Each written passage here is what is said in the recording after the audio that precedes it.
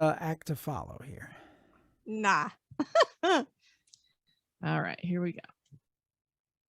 We are joined by a pioneer podcaster who has been entertaining people around the world for nearly 2 decades, talking about a variety of subjects from the paranormal to true crime to classic TV and even love stories with his wife. He has over 60 million downloads of his podcasts and has written several best-selling books. He's been an inspiration to podcasters like myself and brings a warm charm to even the most bizarre stories. And despite having a success that could spawn a big ego, he's just an all-around nice guy. Please welcome acclaimed podcaster and host of the Paranormal Podcast, Jim Harold. Hi, guys. Thank you for having me on the show. I appreciate it. It's an honor. Thank you for joining us. Good to be here. Well, we are honored to be joined by you, Jim. I have to tell you, I think I know when you started the podcast. I know I started listening in 2008. And I just loved it because you reminded me a lot of Art Bell from Coast to Coast. Thank you. Thank you. And you've covered so many different topics for that. And I loved that I could listen to it whenever I wanted to. You were, as I said, a pioneer into podcasting. People have no idea how much you had to use electrical tape and wire things together to try to do this podcasting thing. Can you tell us about when you first got started and why you decided to start podcasting? Well, it grew out of two things. One, I was a frustrated broadcaster. I had worked in radio for a number of years in other media as an ad salesperson, but that wasn't the way it was supposed to work out. I was supposed to be in front of the camera or in front of the mic. That's what I went to school for, to be a broadcaster. But I just kind of fell into an ad job with a radio station to try to get into broadcasting, and just kept going and looked up, and I had 2 little kids and a wife and a mortgage. And it wasn't like I was going to quit and go to Kentucky, Paducah or something and become, a reporter making minimum wage. It wasn't feasible. So anyway, I heard about this thing called podcasting back in 2005. It actually really started in 2004, but this was 2005. And I started listening to some other podcasts. Adam Curry from MTV. People of a certain age will remember him in the big hair. He had one of the very early podcasts called Daily Source Code. And then Leo Laporte, the great tech journalist who continues to this day he's really a pioneer, podcasting pioneer who continues to podcast to this day. And I said, well, I don't know if I can do what Adam and Leo do, because these guys are such great podcasters. I listened to some of the homemade podcasts, and it's like, well, I might not be able to do what Adam and Leo can do, but I can do what those guys are doing. So I took my cheap Windows computer and my $40 headset and scoured the internet to try to figure out how to cobble together a podcast in 2005. And believe you me, there was nowhere near the amount of information, but I figured it out.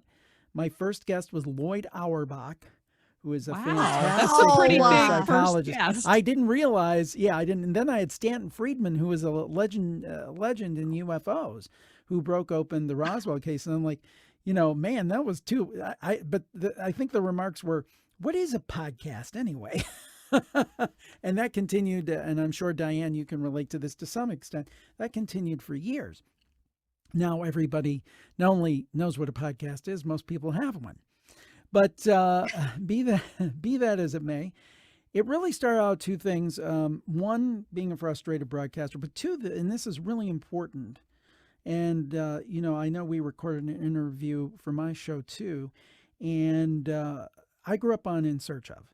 And from that time, when I was like 5, 6 years old, 7 years old, it really engendered an interest and a belief by me that the world is a far more mysterious place than we understand. And it stuck with me my whole life, growing up into my 30s. And I was in my 30s back when I started the Paranormal Podcast. I would always go to a bookstore or a library and go right to the paranormal section. It always fascinated me. So when I was deciding what to do for a podcast, I said, well, I want it to be something I'm really interested in. Not something that I'm going to do 2 shows and I'm going to go, boy, this is boring.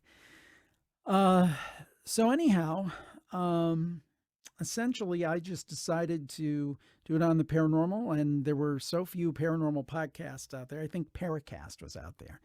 Very few. That's the only one that I think is still going that was there when I started. And so I thought, well, it's paranormal and it's a podcast, paranormal podcast. I'll call it the Paranormal Podcast because they say now don't put podcast in your name. But hey, give me a break, folks. Podcasting just started. I didn't know any better, but it's worked out great. And started that. Then Jim Harold's Campfire in 2009 and started some premium shows back in like 2011.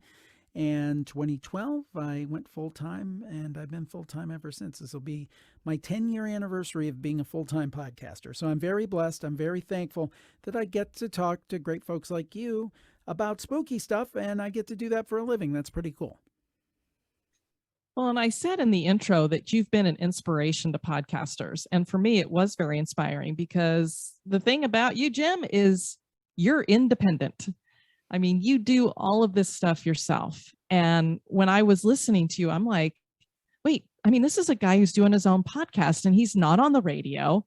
He doesn't have an editor and a producer and all this other stuff. I'm like, this is something that I could do because he's able to do it.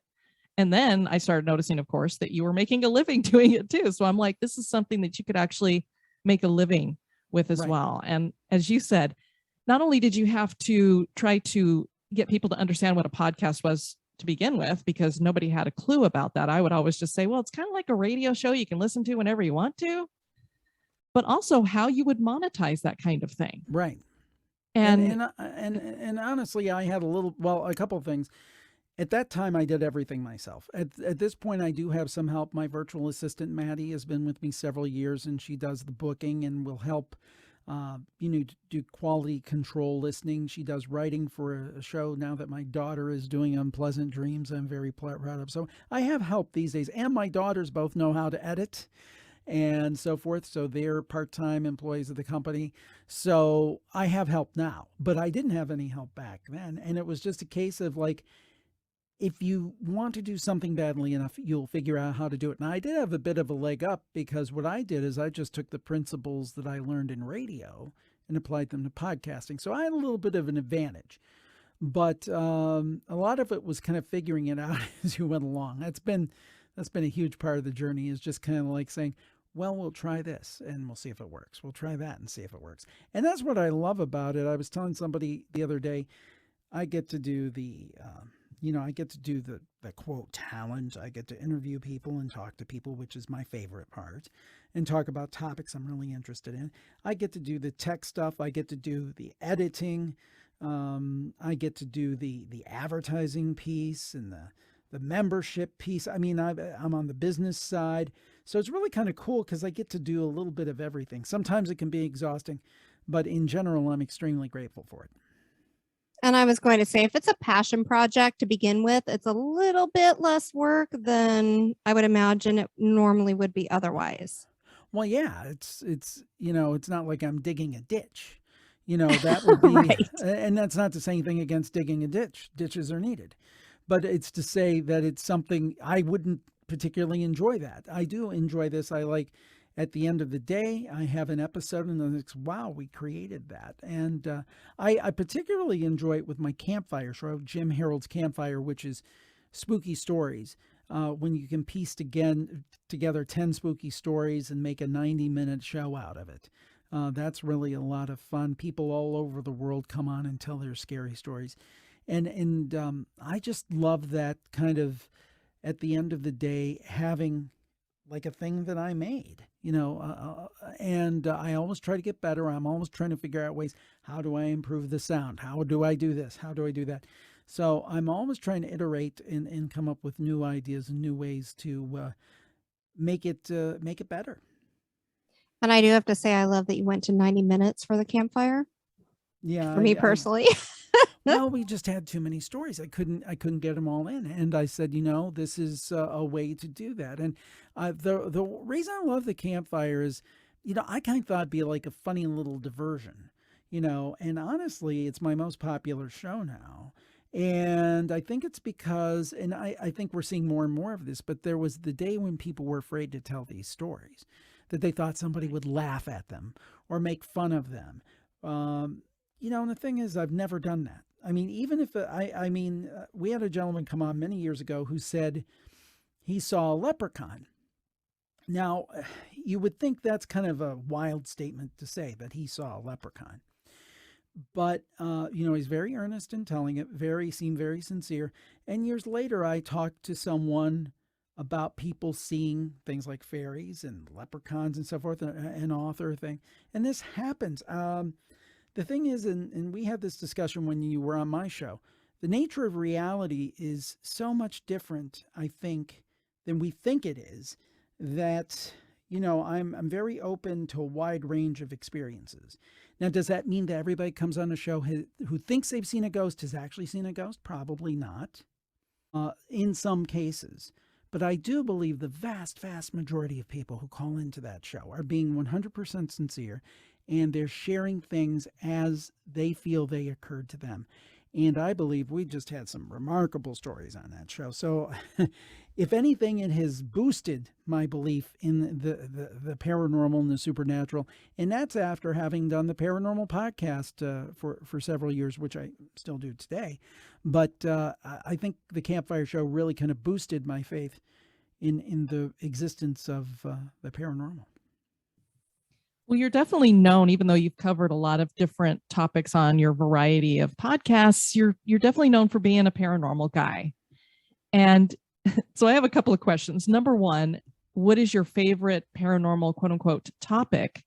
And then, I mean, you've done so many things. Is there a topic that you haven't covered yet that you would like to cover? Probably my overall favorite.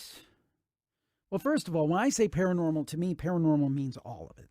When I named it the Paranormal Podcast, most people now, when you say paranormal, they think, ghosts. Yeah. And I'm like, yeah, that's part of it. And I say UFOs are, and maybe even cryptids and head scratchers, which are my favorite kind of stories, which are kind of like, huh? Sure. So I include all of it. But I think my favorite topic is, and it's for very selfish reasons, is the afterlife. And things like near-death experiences. I'm interested in ghosts, but I'm interested in what happens when we die. And there's two reasons for that. And they're both very, very selfish. Number one, I'm going to die. So I'd like to know what's going to happen. And number two, I'd like to know where my loved ones are, and to know that they're still existent, even if it's on a different plane, even if it's not here. That's okay. I'm sad they're not here with me, but to know that there's the opportunity to be reunited and see them again, that would be a fantastic thing. So the afterlife is the thing that resonates with me the most, and I love to hear of near-death experiences and those sorts of things. And it's amazing to me, and I think a very important topic for obvious reasons to everybody that's listening to this. I do remember recently you were talking about having a picnic with all of your family members. And, that would be like a thing that I would love, is like once you shuffle off this mortal coil and go through processing, and do whatever you have to do in heaven, absolutely. They read you the rules and so forth. Don't do this, do that. Then you get to spend, 100, 200 years kind of catching up at a big family picnic. When I say family, I mean family and friends. And everybody's extended. gone before you all get to sit down and reminisce and talk to each other. And that would be kind of cool to me. Now, again, I have no idea if anything like that happens, but that would be a pretty cool feature of heaven if it exists. I agree. I know you kind of asked us this question, so I'm going to turn it right back on you. When it comes to a ghost or a spirit, what do you think that is? Well, I think there are a number of things. I think that it feasibly could be sometimes the spirit of a dead person who maybe wants to come back and visit a certain place because that meaningfulness to us. Sometimes I think there can be residual hauntings. But I think when you talk about, and again, I'm not an investigator. You guys go out and investigate. I don't. I mean, everything I've gleaned is by talking to people who actually go out and do these things. But I've developed some theories. I also think they're less friendly entities. I think that they're in the minority, but I think there are. But I think, this kind of thought, everything's a demon. I don't know if I buy for that. I buy that. But I do believe there's evil. I do believe there's evil. I do believe there's good. And then I'll bring up a point you brought in your answer to me is sometimes there may be questions of time involved. There was a story that we had on Campfire maybe a year ago. It was about this woman who had to go to a downtown area. And she had to go on some kind of appointment, and a family member or something dropped her off. And she's walking out. She looks up and she sees a construction worker fall to his death. Horrible. Oh. And it crashes to the ground, and she's looking around. Nobody's reacting. She looks back and everything's normal. The person isn't there. And she thought, oh my gosh, am I imagining things? She even took to the point to go and look at the TV when she got home, see if there's no reports or anything. Later on, and this was, I should say, very important. This was at around 12 noon where she was at, okay, when this happened. So anyway, later on in the day, she turns on the news and they say, oh, tragic news from downtown. A construction worker fell to his death today at 3 p.m. Whoa. Yeah. Precognition. Yeah. But also precognition, or was there some kind of time slip where she saw it actually happen, but saw it 3-4 hours early? I mean, I don't know the answer to that. And that's what sometimes is frustrating for me about all of this, is the idea that I know that there's real stuff here. This is not just people's imagination. This is not just people making up stories. There's something real going on. But I'm damned if I know what it is. That's the difficulty. One of my favorite stories that you've had on the campfire, and I'm sure you included it in one of the books that you've written. What are you up to? 5 of those now? 5, yes. I've been so busy the last few years doing more podcast projects. I can never get to number 6, but I have 5 so far, yes.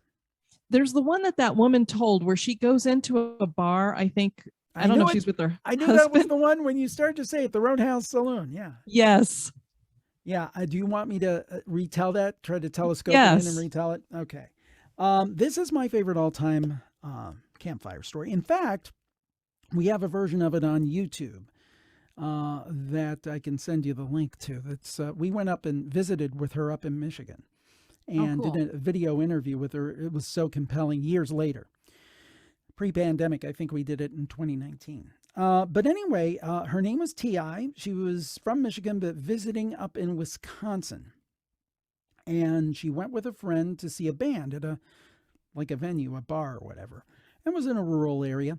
And they actually stayed until 2 o'clock in the morning, closed the place down. They were musicians, so they went back and talked to the band. So they got out of there like 2:30 in the morning or something. So they have about an hour to drive back to, I guess they were at this campground or someplace. And it was about an hour away, and it was very rural. And T.I. gets about halfway home. She said, the call of nature is here, and I've got to go to the restroom. And her friend Bob says, well, you've got 2 choices. One is a bush along the side of the road. It's 3 o'clock in the morning. Or we can just wait till we get home and drive fast. So no sooner they said this, a little ways down the road, they see this bar like an oasis, wide open, neon lights, cars, there's noise emanating from the place. They're like, wow, we don't understand that. It's past 2 o'clock in the morning. All the bars are supposed to be closed, but let's not look a gift horse in the mouth. Let's go and go into this place, and you can go to the restroom. So they went in. Bob got a couple drinks from the bar. T.I. went and answered nature's call and came back. And a couple things. They said everybody was acting really weird, kind of like blank smiles and looking at them. And that was kind of strange. And then Bob had mentioned that he was actually glad they stopped at this place because there was this mural of an Old West scene. There's like cowboys and showgirls and all this stuff. guys playing poker at the table. And he said he'd heard of it. That was really remarkable, but he'd never seen it. And it's like covers the whole wall on the one side. So they get in, they start looking at this mural, and they notice every person in the mural is actually physically in the bar. That, there's this showgirl over here with this guy, and in the actual bar, there's a woman there that looks just like that. There's some guys playing poker, and the same guys are there, but they're playing pool. So just kind of weird vibe. And they thought, oh, well, maybe the artist was a regular here. This was an homage to regulars at the bar, or whatever it might be, trying to figure out why this would be. And then, and this is just a weird aside, but it does play later into the story. This guy comes up to T.I. and gives him this broad smile, gives her this broad smile, but then he has all rotten teeth. And he asks T.I., would you like to dance? And T.I. has a cane, and she holds up and she says, no, I don't do much dancing. She said she was grateful that she had it in this case to be able to beg off. He went over to the Wurlitzer old-style jukebox, the bubbler jukebox with vinyl in it, and played Chubby Checker's Let's Twist Again. So anyway, Bob and T.I. continue to talk. They're having, I think they got a beer each. They're talking. And they're looking at this mural, talking about, saying, this place got a weird vibe. And they notice something. They have these swinging wooden doors, okay, that you see in the old movies, where the gunfighter goes in and says, I want to see the sheriff, that kind of thing. So anyway, they notice that there's two misty figures in that doorway, but they didn't notice it before. It's really weird. And they talk a little bit and they look back. And these misty figures are like developing in like a Polaroid picture. And they're a little more developed. And one's a little shorter, quite a bit shorter than the other one. And then they talk some more and they look back and it's like, there's a man and a woman. That's odd. And they look back and T.I. notices the woman has curly hair and cowboy boots. And she has curly hair and cowboy boots. And then she notices the figure has a cane. And at that point, T.I. and Bob look at each other and say, let's get that out of here. So they go out and they open a door and the door closes and everything goes black. The place is totally closed. There's no lights. And I should say, as they were going out, the people were like motioning and beckoning them back and smiling. But when they go out, total darkness, like the place was never open. They look up into the parking lot that should be full of cars. There is a car, their car. They go, they leave. That's crazy enough. There's a couple kickers to this story, though. Kicker number one, T.I. is much braver than I am. I am a chicken. I am a coward. She goes back 3 or 4 days later with a friend. They go back about 7, 8. She's not that brave because she'd go back 7 or 8 o'clock at night, but still braver than me. She walks in, she notices that there's a jukebox, sure enough, but it's not a Wurlitzer. It's not one of those old school vinyl jukeboxes, a classic. It's a modern CD jukebox. And oh, by the way, no Let's Twist Again, no Chubby Checker on the jukebox. Then she's like, that's odd. And she walks over to the bartender. And the bartender is a woman, young woman. And T.I. says, I was in here the other night. There was this big, strapping, good-looking guy behind the bartender. The place was really busy and stuff. She said, ma'am, I'm sorry. There's only 2 bartenders here. There's me and my elderly father.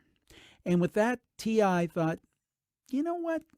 I think I'll just quit while I'm ahead. And she left and she's never been back. And the next kicker is the place exists, the mural exists, and I've had listeners who have gone and taken pictures. And also the researcher Chad Lewis, who does a lot on cryptids and things, took some pictures and shared with me, which are in that video. So the place is real. Now, I don't know their status since the pandemic. I don't know if they're still open, but there is a Roadhouse Saloon in Wisconsin. It is a place. It is real. And that is the wildest campfire story we've ever had. Yeah, and it's one of those, like you said, head scratcher, but also a time thing. Was this some kind of, leap back into time, or since I don't know, the was she mural was almost caught painted? in some alternate reality? Yeah. I don't know. But Like the thing I mural gotta came to life. This one is a little extra for me because I actually went and visited with TI for a couple of hours. I took a videographer, and a friend of mine who actually works for local television here, been doing videography for TV for 25 years. We went to school together. And we went up to Michigan, and I sat with TI, and I sat in her home, and I looked her in her eye, and I absolutely believe she is telling the truth. The story has never changed in over 10 years. What she encountered, I don't know.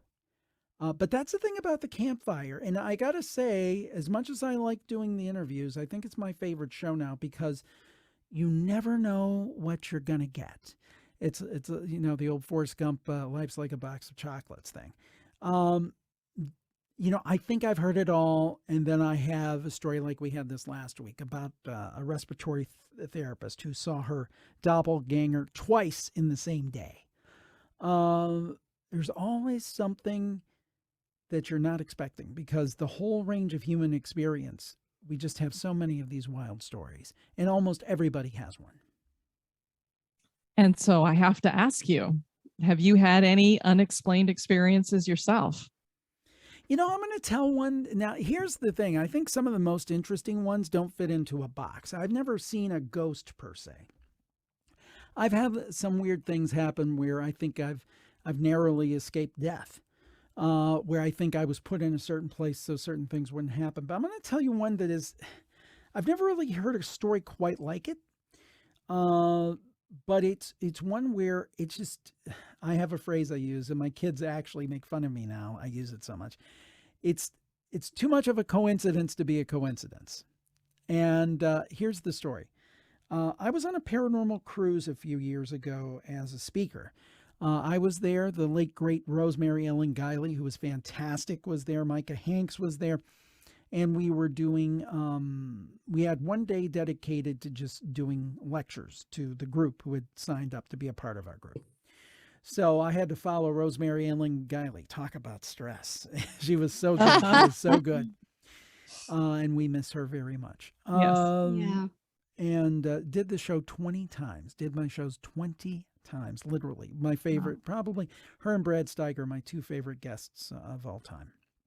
But anyhow, I was getting ready to give my talk. I had a little conference room there on the boat, on the cruise ship, which was quite nice, right by the casino. So I had to walk through the casino because I had a little bit of cold. This is pre-COVID, so it wasn't COVID. It was just the good old days of a normal cold. Right. And I went to get some coffee, and I walked to get the coffee, and I walked back through the casino. As I was walking back to the casino, I saw one of the members of our party playing this claw game. You know, where the claw comes down and grabs merchandise, like The kids always play. Yeah, it's like CVS will have them, Walmart, places like that. Well, the thing is that my favorite uncle, who died in 2013, he loved these machines. He would just blow like $10 on them. And right there, I kind of stopped and looked at it for a minute, and I'm like, boy, my uncle would absolutely love this. Not only is it the claw machine, it's for money. It's not even for little stuffed toys. It's for money. He would absolutely love this. And he was my favorite uncle. And he was like a second dad to me. And losing him was like losing a parent, really. I mean, he lived with our family. I spent as much time as I did with my dad. No, my dad, thankfully, is still with us. But he was like my second dad. It was like losing a parent. So I just loved him very much. And anyway, so I see this. I have an intense thought of him. I'm like, oh, God, I wish he were here. I wish he were here. Why can't he be here? And he would just love this thing.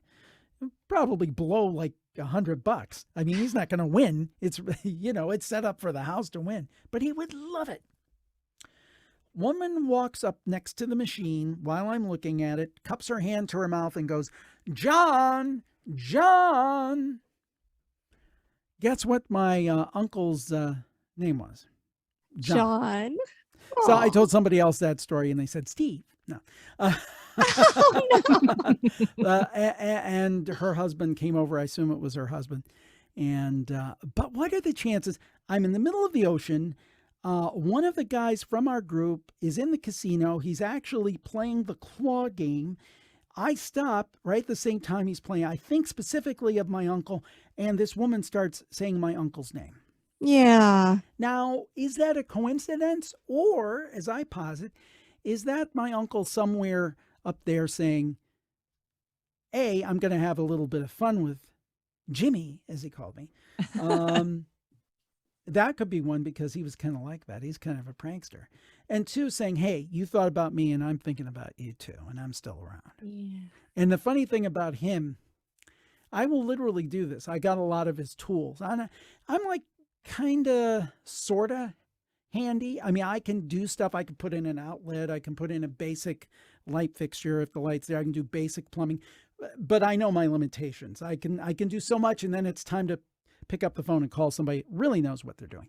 But what I'll do is sometimes I'll be doing something around the house, and my uncle was very handy. And I'll say, okay, John, help me figure this out. And you know what? A couple minutes, I'll figure it out. Now, again, that could just be my psychology, or that could be him helping me out. I don't know. I'd like to think it was him. Me too. Absolutely. And we call it synchronicity. Yep. No, I believe it's true. Or I'll even say something like, okay, I need a bolt this size. Can you help me find it, John? And I'll find it. And again, it could be just the fact I found it, but I like to think that it's John helping me out. Yeah, definitely. Well, Jim, thank you so much for joining us. Would you let everybody know how they can find out more about you and your variety of podcasts you have out there? Sure. The best place to go is jimharold.com. And there you can find all the podcasts. Really, our 4 ongoing free podcasts are as follows. Number 1, the Paranormal Podcast, which I've been doing since 2005. That's an interview show with authors and experts. Jim Harold's Campfire, which is usually, I recommend that as the starting place.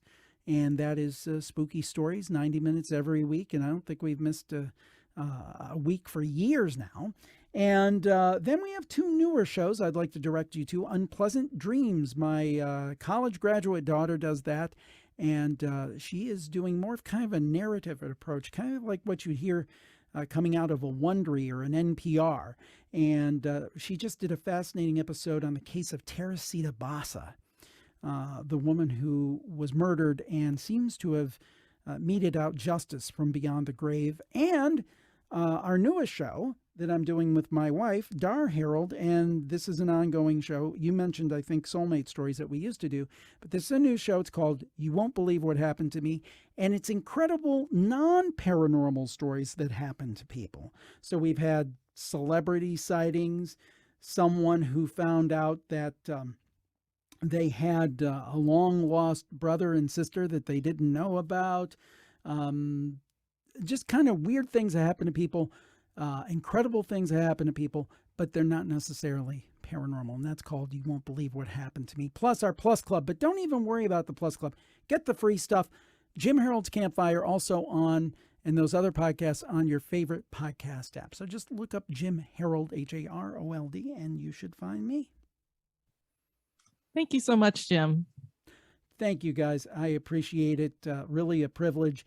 And continued success with your program, and kudos for everything you've done. The privilege is ours. Thank you so much. We certainly appreciate you.